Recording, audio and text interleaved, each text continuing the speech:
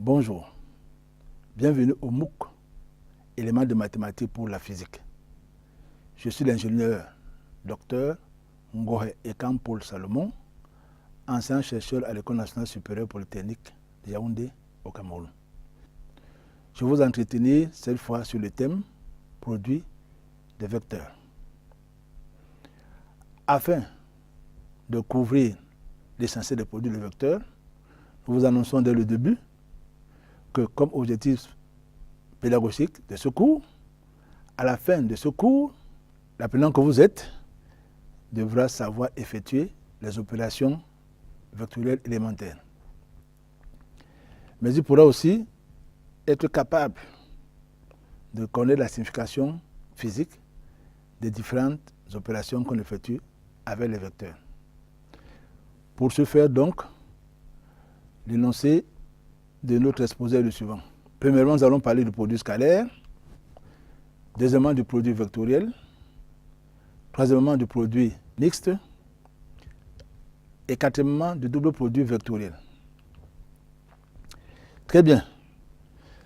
Qu'est-ce que c'est que donc un produit scalaire de deux vecteurs? Nous définissons le produit scalaire de deux vecteurs, U et V, comme une opération ou une application point qui prend deux éléments d'un espace vectoriel et leur associe un scalaire dans l'élément de K. Donc aux deux vecteurs U et V, cette application associe ce que nous allons appeler produit scalaire de U et V, on dit aussi U scalaire V, qui donne le scalaire nombre de U, nombre de V, cosinus de l'angle entre U et V.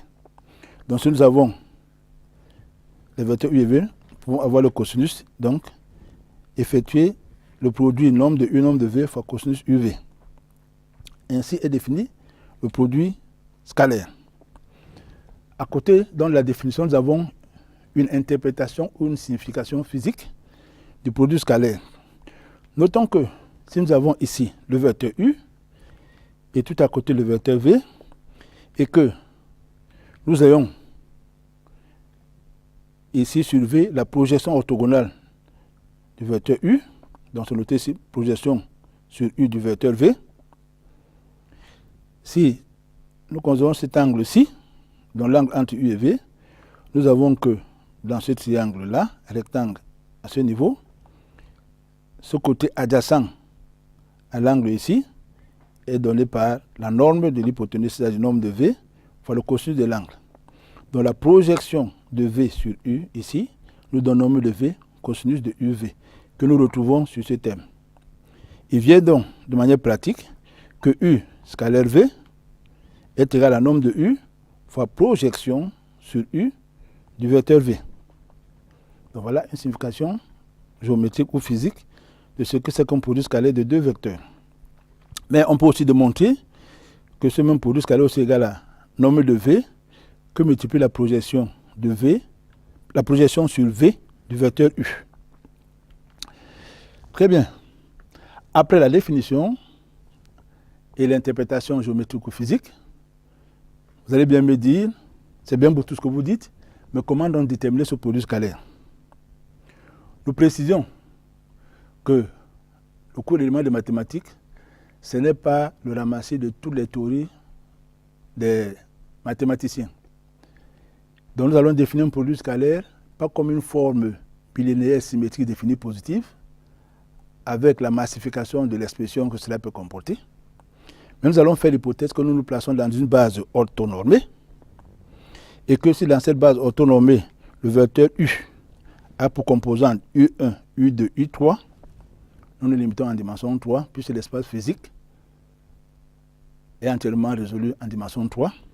Donc si dans cet espace physique, nous avons une base orthonormée donc à 3 vecteurs, et que dans cette base, le vecteur U a le composant U1, U2, U3, que le vecteur V a le composant V1, V2 et V3, alors, dans cette base orthonormée, le produit scalaire des deux vecteurs U et V est donné par le produit U1, V1, plus le produit U2, V2, plus le produit U3, V3. Donc voilà une formule aisée pour la détermination du produit scalaire. Nous passons maintenant à quelques remarques concernant tout le produit scalaire de deux vecteurs. La première remarque concerne la dérivation. Donc la dérivée du produit scalaire de U et V, que ce soit par rapport au temps ou par rapport à n'importe quelle variable, puisque le vecteur U peut dépendre des coordonnées d'espace, mais aussi dépendre du temps, et principalement en mécanique, il dépendra du temps. Donc la différentielle du produit scalaire UV est égale au vecteur U scalaire la différentielle de V, plus vecteur V scalaire différentielle de U. Ça, c'est la première remarque. La deuxième remarque parle de l'orthogonalité de deux vecteurs. Donc, à cause du fait que le produit scalaire de deux vecteurs est égal à nombre de U, nombre de V, cosinus UV, donc si le produit scalaire des deux vecteurs est nul, alors soit nombre de U est nul, soit nombre de V est nul, soit le cosinus entre les deux vecteurs est nul. Mais avec la propriété de cosinus nul, on aura donc automatiquement l'angle entre les deux vecteurs est de 90 degrés, dont les deux vecteurs sont orthogonaux. Et c'est une bijection dans les deux sens. Donc on dira U et V sont orthogonaux si seulement si le produit scalaire est nul. Une application assez simple et rapide que vous pourrez d'ailleurs trouver dans le document ou le livre accompagnant le MOOC, c'est de considérer un cercle trigonométrique dont de rayon 1. On sait bien reconnaître sur l'axe horizontal l'axe des cosinus et sur l'axe vertical l'axe des sinus. Donc sur ce cercle, nous allons considérer un point A dont l'affixe ou l'angle par rapport au centre est θ. Diamétralement opposé par rapport à l'axe horizontal, nous allons considérer le point A', dont effectivement l'angle sera moins A.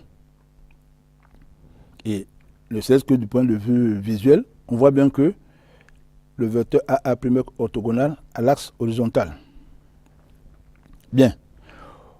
On va donc considérer le fait que AA' et l'axe de cosinus, qui lui est dirigé par le vecteur I, sont orthogonaux, et employer dans le produit vectoriel pour trouver une relation entre le cosinus des angles A et moins A, une relation bien connue.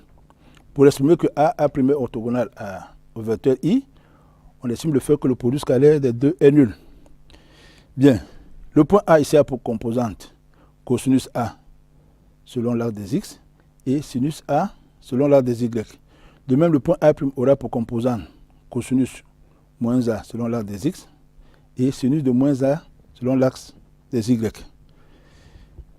Le vecteur AA', tout le monde sait l'exprimer, c'est OA' moins OA. Avec dans les composantes que nous venons d'énoncer tout à l'heure, AA' sera égal à OA, c'est-à-dire cosinus de moins OA', c'est-à-dire cosinus de moins A apporté par le vecteur I, plus sinus de moins A apporté par le vecteur J, le tout moins OA, qui est cosinus A vecteur I, plus sinus A vecteur J. En faisant donc le produit scalaire de ce vecteur avec le vecteur I, on a cos moins A moins cos A. Et si nous écrivons le fait que ce produit scalaire est nul, il vient directement cos moins A moins cos A égale à 0, c'est-à-dire cos moins A égale A. Relation trigonométrique qui est bien connue depuis la classe de seconde. Passons maintenant à un autre produit, qui est le produit vectoriel de deux vecteurs. Nous allons le définir de la manière suivante. Pour deux vecteurs U et V, c'est une opération notée vectorielle, ou une application notée vectorielle, de E croix E vers E. Donc à deux vecteurs U et V, cette application associe un vecteur. Ce vecteur associé est noté U vectoriel V, et il est donné par nombre de U que multiplie le nombre de V, que multiplie le sinus entre les deux vecteurs. Et comme le résultat est un vecteur, ce produit UV sinus UV est porté par un vecteur K. K est conditionné par le fait qu'il doit être un vecteur unitaire et permettre au trièdre UVK d'être direct. Et là, la règle de tire-bouchon va prévaloir, à savoir le passage de U vers V par rotation du tire-bouchon permet que le tire-bouchon évolue dans le sens du vecteur K. Si tel est le cas, nous pouvons donner une interprétation géométrique au produit vectoriel de deux vecteurs. Considérons toujours deux vecteurs U et V. Si nous projetons par rapport à l'axe vertical le vecteur V, nous avons sur ce côté vertical la norme de V que multiplie sinus de UV. L'angle UV étant celui-ci, on le trouve encore là. Donc ce côté est bien le côté opposé à ce triangle, d'où ce côté opposé est égal à l'hypoténuse que multiplie le sinus de l'angle. Donc ceci étant norme de V fois sinus, nous considérons que l'aire assurée ici du rectangle qui a pour base U et pour qui a pour longueur U et pour largeur norme de V sinus UV nous donne une surface qui est égale à la longueur fois la largeur. Et nous constatons que cette surface n'est rien d'autre que UV sinus UV que multiplie norme de U. Donc, nous isolons de cette surface rectangulaire ce triangle que nous avons ajouté et nous le transposons jusqu'à l'autre bord non assuré actuellement. Il vient donc que la surface du rectangle de tout à l'heure est la même chose que cette surface-ci à laquelle nous avons ajouté ce triangle-là. Donc, la surface rectangulaire que nous avons tout à l'heure, dans laquelle nous avons reconnu U vectoriel V sinus UV, revient à la surface de ce parallélogramme construit sur le vecteur U et V, qui est là. D'où la conclusion, surface du rectangle est égale à surface de ce parallélogramme. Il revient donc à écrire que valeur absolue de U vectoriel V, ou nombre de U vectoriel V, est l'aire de ce parallélogramme qui est bâti ou défini sur le vecteur U et V. Mais si nous divisons ce parallélogramme par 2, nous voyons donc que ce parallélogramme a le double de l'aire du triangle construit sur le vecteur U et V. Comment donc déterminer ce produit vecteur U et V? Nous nous plaçons toujours dans une base orthonormée directe où les vecteurs U et V ont le composant U1, U2, U3 et V1, V2, V3. Donc le produit vectoriel U vectoriel V est donc égal au déterminant, un déterminant d'ordre 3, dans lequel la première ligne est constituée par les vecteurs de la base, une base où les vecteurs U et V ont les composants respectifs, U1, U2, U3 pour U et V1, V2, V3 pour V. Conséquence, le produit vectoriel donc sera le déterminant de U vectoriel V. Ainsi donc, le produit vectoriel de U et V est donné par le déterminant U vectoriel V égale déterminant dont les lignes sont E1, E2, E3 en vecteur, U1, U2, U3 qui sont les composantes du vecteur U dans la base E1, E2, E3 et V1, V2, V3 qui sont les composantes du vecteur V dans la base E1, E2, E3. Quelques remarques sur le produit vectoriel. Première remarque, c'est la différenciation. Donc la différentielle de U vectoriel V égale à la différentielle de U vectoriel V plus U vectoriel différentiel de V. De même, à cause du sinus qui apparaît dans le calcul de U vectoriel V, nous avions nombre de U, nombre de V sinus de l'angle entre U et V, comme multiplié par vecteur K. Donc si le produit vectoriel est nul, ceci impose au sinus d'être nul dans le cas où les vecteurs U et V sont non nuls. Et si le sinus est nul, ça veut dire que les deux vecteurs U et V sont parallèles. Donc la deuxième remarque, c'est de dire U sera parallèle à V, c'est seulement si le produit vectoriel est nul. Quelques applications, toujours avec les 2 points de tout à l'heure, A et A', leurs angles par rapport à l'axe θ égale 0 étant A et moins A, nous écrivons le fait que OP, qui est ici, est collinéaire à l'axe des I, donc le produit vectoriel de OP et du vecteur U est nul. Avec les composants que nous avons tout à l'heure, donc, estimer que ce produit vectoriel est nul, ceci conduit à calculer le déterminant IJK, parce que la base utilisée est IJ et K, OP composant selon X, OP composant selon Y, OP composant selon Z, et le vecteur I qui a pour composant 1, 0, 0 dans la base IJK. En faisant ce produit vecteur, nous avons uniquement la composante OPY multiplié par K qu'on a comme résultat. Et comme OPY, ici la composante de OPY est obtenue,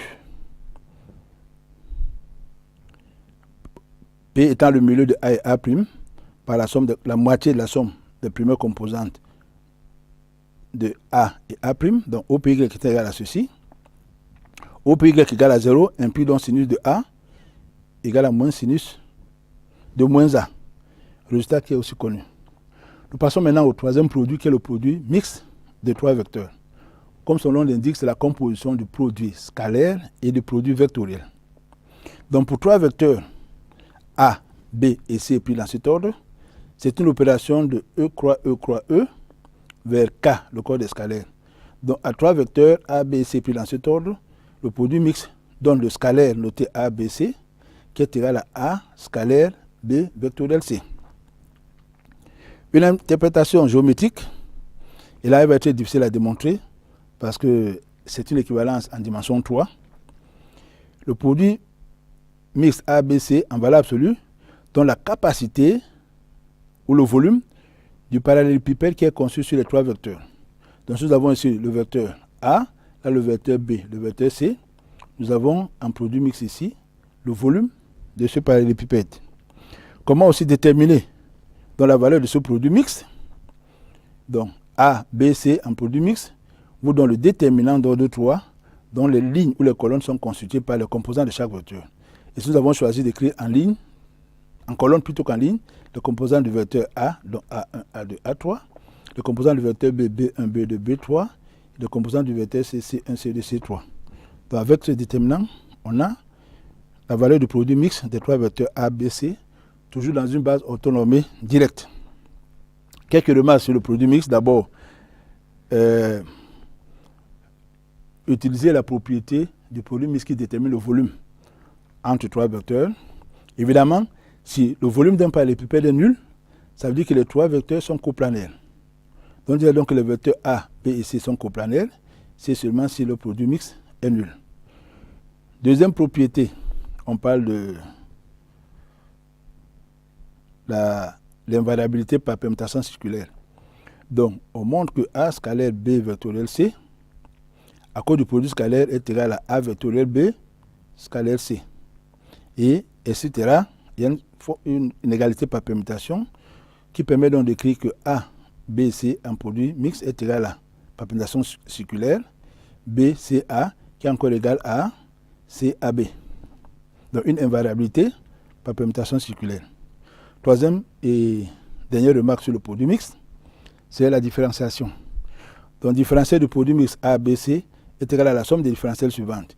Différentiel de A, B, C en produit mixte, A différentiel de B, C en produit mixte, et A, B différentiel de C en produit mixte. Quatrième produit, c'est le double produit vectoriel.